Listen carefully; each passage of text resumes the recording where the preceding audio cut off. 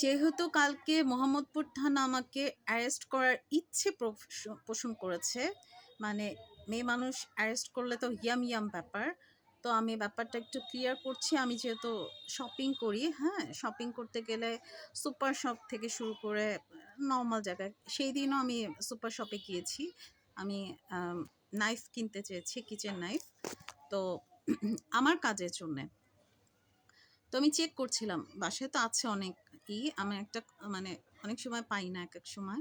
তো খুঁজছিলাম, ভালো লাগেনি। এখন ফিঙ্গারপ্রিন্ট, যেহেতু কনস্পিরেসি চলছে, এখন কোন কোন ফিঙ্গারপ্রিন্ট কালেক্ট করছে, কোন কোন চুল কালেক্ট করা কোনো ব্যাপার না, কারণ আমার তো ময়লার সাথে চুল টুল যেতেই পারে, কোনো কিছুই না, মানে আমার মানে এভিডেন্সের জন্য।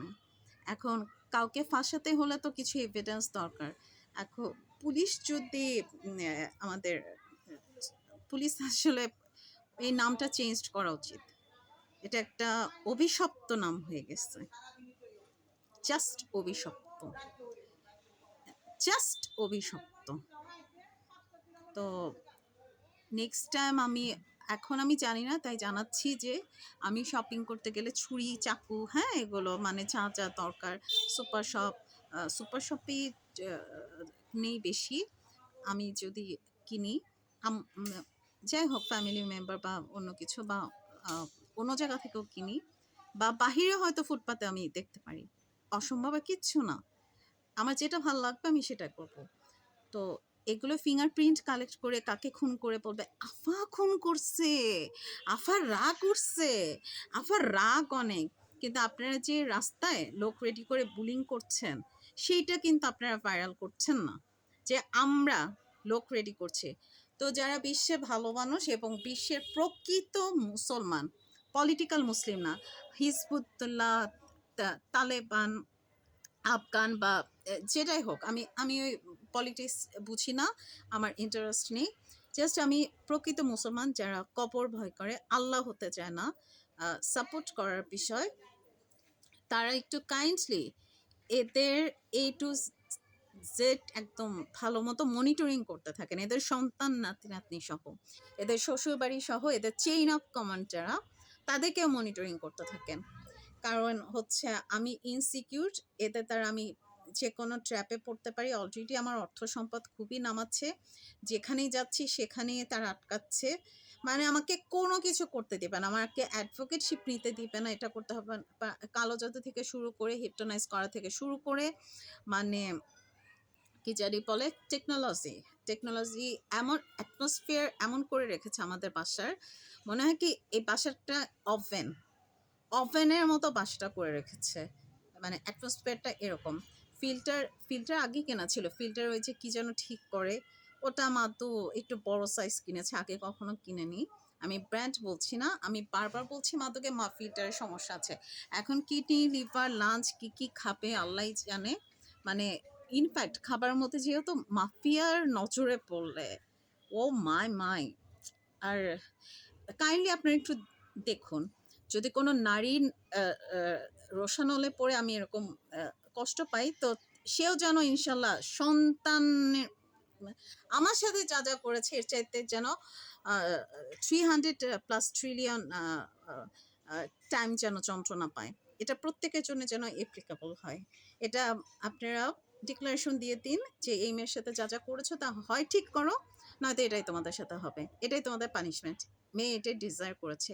এবং ডিজিটাল রেপিস্ট যারা, নারী, পুরুষ, শিশু যারা যারা জড়িত, আইন ধর্ম মতে তাদেরকে চাইলে আমি বিয়ে করতে পারি, এবং তারা বিয়ে করতে বাধ্য, সেটা রিক্সাওয়ালা হোক আর বিশ্বের বাদশা হোক, হ্যাঁ, ধর্ম মতে তাকে আমি বিয়ে বিয়ে করতে চাইলে সে বিয়ে করতে বাধ্য, অথবা তাকে আমি যে পানিশমেন্ট দিব সেটাই সে মেনে নিতে বাধ্য।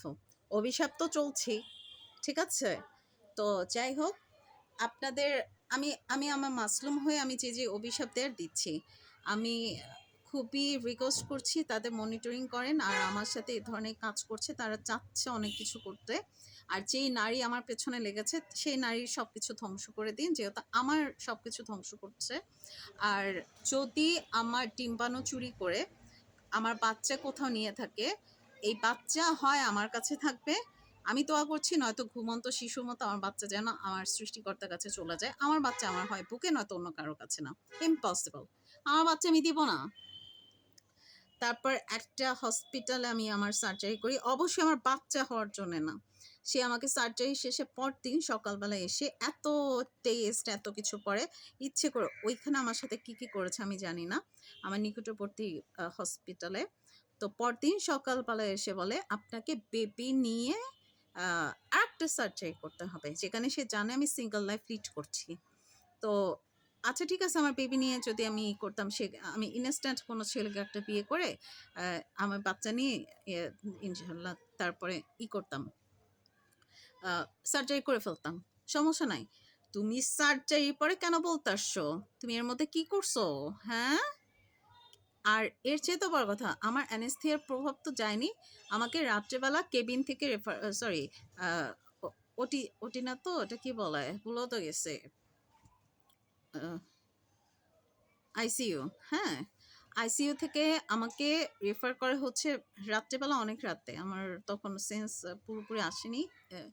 তো সে এসে সকালবেলা যে বলে আমার তো অ্যানেস্থিয়া প্রভাব যায় না, আমি তো হার্ট অ্যাটাক করতে পারতাম। সে কিসের ডাক্তার?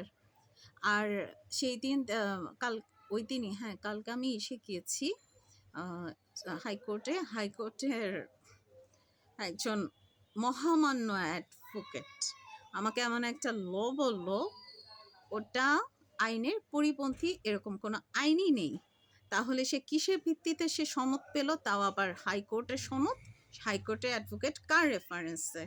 আপনি একটু চেক করেন, এরকম রেফারেন্স মার্কা অ্যাডভোকেট, জাজ, ব্যারিস্টার, আমি মানে যারা ভালো তাদের উপর সম্মান করছি, যারা খারাপ এগুলো চেক করুন। আর হচ্ছে ডক্টর, এরা তো আরো বেশি ভয়ঙ্কর, এদেরকে একটু চেক করে এদের সনদ বাতিল করে দিন। 100% যারা রেফারেন্স মার্কা অ্যাডভোকেট আছে তাদের সনদ বাতিল করে দিন। জাজ কোর্ট, হাইকোর্ট, এদের অত্যাচার দরকার নেই। আর কনস্টিটিউশন মানলে আইন যথাযথভাবে প্রয়োগ করুন, যাতে আমি এটার মানে সুরক্ষা পাই, আইনের দ্বারা সুরক্ষা পাই। নাহলে কনস্টিটিউশন থাকা দরকার নেই। যেই কোর্টে আমি রাজত্ব করতে পারবো না, যেই কোর্টে আমি অ্যাডভোকেট হতে পারবো না, যেই কোর্টে আমি রেসপেক্ট পাবো না, যেই দেশে আমি রেসপেক্টে থাকতে পারবো না, সেই দেশে কোনো ফান্ডামেন্টাল রাইটসের কথাই আসে না, সেই দেশে কোনো কনস্টিটিউশনের প্রশ্নই আসে না, সেই দেশে কোনো এই ধরনের মানে কি মৌলিক অধিকার, এই অধিকার আমাদের, এই অধিকার নিয়ে নারী আছে, ব্লাস্ট আছে, এগুলো নিয়ে এগুলো থাকার দরকার নাই। কোনো কনস্টিটিউশন আমাদের প্রয়োজন নাই। যেই কনস্টিটিউশন গুড ফর নাথিং স্টেপে থাকে, সেই কনস্টিটিউশন আমাদের লাগবো না। হ্যাঁ, যেই ফান্ডামেন্টাল রাইটস মোগো কাজে লাগে না, মোগো সেই ফান্ডামেন্টাল রাইটস লাগবে না। আই হোপ আমার ফ্রেন্ডস, লিপি, মুনমুন, কেমন আছিস তোরা? কিছু করছিস? কেন করছিস? এই জীবনে তো তোদের ক্ষতি, ভালো ছাড়া ক্ষতি তো কখনো করি নাই। আমি যথাযথ ভালো মানুষের দৃষ্টি আকর্ষণ করছি। আমি যাদেরকে বিশ্বাস করে আমি তাদের এক বিন্দু ক্ষতি করিনি। আমি কারোই ক্ষতি করি না আমার জানা মতে।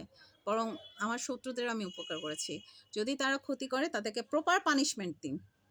এবার আমি পানিশমেন্ট চাই। আমি যেখানে আমি ভালো সেখানে আমার সাথে এরকম করবে, আমার অর্থ সম্পদ, আমার সব কিছু ডিস্ট্রয় করে, এখন আমি আর কাউকে ক্ষমা করব না। আমি এদের ধ্বংস চাই। আমি বিচার দিচ্ছি, এবং এগুলো আমার সাথে কি কি করছে, রাস্তায় লোক লেলিয়ে দিচ্ছে, এই রাস্তায় যারা লোক লেলিয়ে দিচ্ছে এদেরও যেন ফিনান্সিয়াল স্ট্যাটাস, তারপর হচ্ছে গিয়ে এদের মেন্টাল হেলথ, এদের সব কিছু ডিস্ট্রয় করে দেন, এদের চেহারা চামড়া যেন কিচ্ছু না থাকে। আমার চামড়া নষ্ট করছে কে? গায়ের সাদা চামড়া, হ্যাঁ, আমার অ্যাপিয়ারেন্স টোটাল চেঞ্জড করে ফেলেছে। কেন? আমার ডিম্বাণু চুরি করেছেন আপনারা, ডিম্বাণু চুরি করে আমার বাচ্চা কোথায় কোথায় দিয়েছেন।